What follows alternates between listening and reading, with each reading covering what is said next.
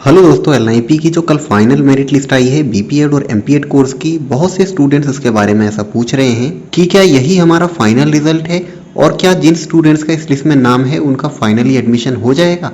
तो दोस्तों इसका जवाब है नहीं, ऐसा बिल्कुल नहीं है। ये आपकी फाइनल मेरिट लिस्ट जरूर है, लेकिन यह फाइनली सेलेक्टेड कैंडिडेट्स की लिस्ट नहीं है। ये जो लिस्ट आई है बीपीएड और एमपीएड की, इनमें उन सभी स्टूडेंट्स के नाम हैं जो कि एग्जाम में अपीयर हुए थे और उनके कितने मार्क्स आए ये लिखा हुआ है। और इसके साथ साथ एक चीज और लिखी हुई है कि आपकी ऑल इंडिया रैंक कितनी कितनी बन रही है। ठीक है दोस्तों, इससे अलग और इस मेरिट लिस्ट के अंदर कुछ भी नहीं है। अभी आपका जो बिल्कुल फाइनल रिजल्ट है वो आना बचा हुआ है, जो कि 1-2 दिन में आ सकता है या थोड़े ज्यादा दिन का समय भी लग सकता है उसमें। तो वो जो फाइनल रिजल्ट आएगा वो एलआईपी की ऑफिशियल वेबसाइट पर उसका लिंक आपको मिल जाएगा। वहां आप चेक कर सकेंगे कि आप काउंसलिंग के लिए एलिजिबल है या नहीं है, क्योंकि इससे जो नेक्स्ट स्टेप है वो काउंसलिंग का स्टेप होगा। तो वो तो दोस्तों बात की बात है, उसकी डिटेल मैं आपको दे दूंगा। लेकिन फिलहाल ये जो मेरिट लिस्ट आई थी कल, इससे भी कुछ चीजें हमारे सामने क्लियर हो जाती हैं। इस मेरिट लिस्ट से जनरल कैटेगरी के स्टूडेंट्स के बारे में इजीली पता लगाया जा सकता है कि उनका फाइनली सिलेक्शन हो पाएगा या नहीं हो पाएगा। जैसे कि एग्जाम्पल के लिए हम समझ लेते हैं बीपीएड में टोटल कितनी सीट्स है, ग्वालियर और गुवाहाटी दोनों सेंटर्स में वो है टोटल 220 सीट्स ईडब्ल्यूएस कैटेगरी को मिला करके।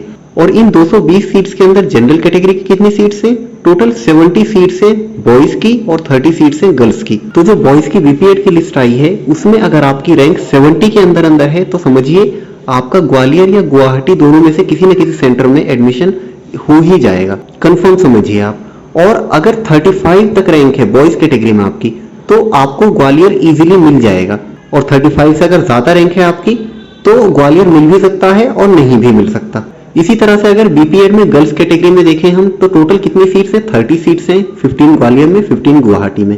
अगर गर्ल्स कैटेगरी में आपकी बीपीएड में 30 के अंदर रैंक आ रही है, चाहे आप किसी भी कैटेगरी में हो, आपका फाइनली सिलेक्शन होगा ही होगा। और अगर उसमें भी आपकी 15 के अंदर रैंक है तो ग्वालियर सेंटर आपको मिल ही जाएगा।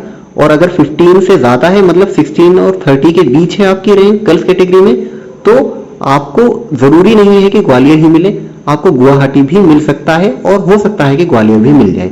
ठीक है, इस लिस्ट से ये चीज तो क्लियर हो जाती है बीपीएड की। और अगर बात करें एमपीएड की, तो एमपीएड की भी कुछ चीजें क्लियर होती हैं। जैसे कि एमपीएड में टोटल कितनी सीट्स है, टोटल 132 सीट्स है ईडब्ल्यूएस कैटेगरी को मिला करके। अब उन 132 सीट्स में से टोटल 60 सीट्स अनरिजर्व कैटेगरी की हैं, मतलब जनरल कैटेगरी की हैं। तो अगर आपकी रैंक एमपीएड में 60 के अंदर आ रही है तो आप समझिए कि आपका सिलेक्शन फाइनल है, भले ही आप किसी भी कैटेगरी में बिलोंग करते हो। क्योंकि आपको पता है जनरल कैटेगरी कोई कैटेगरी नहीं होती है, जनरल की सीट कोई भी कैटेगरी का स्टूडेंट ले सकता है जिसकी हाई रैंक आई हो, चाहे वो जनरल का हो, चाहे ओबीसी, एससी, एसटी या ईडब्ल्यूएस किसी भी कैटेगरी का हो, वो जनरल की सीट ले लेगा जिसकी भी अच्छी रैंक आई होगी। तो स्टार्टिंग की 60 रैंक के अंदर जिन एमपीएड के स्टूडेंट्स का नाम आ रहा है, समझिए कि आपका फाइनल सिलेक्शन हो जाएगा। और उनमें भी अगर आपकी 40 के अंदर रैंक आ रही है तो ग्वालियर सेंटर आपको इजीली मिल जाएगा।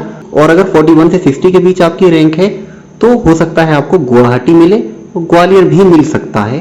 ठीक है दोस्तों, तो ये जो लिस्ट है इससे सिर्फ हमें जनरल कैटेगरी के बारे में एक क्लियर आइडिया हो जाता है। क्योंकि जनरल कैटेगरी अपने आप में कोई कैटेगरी नहीं होती है, आपको पता है।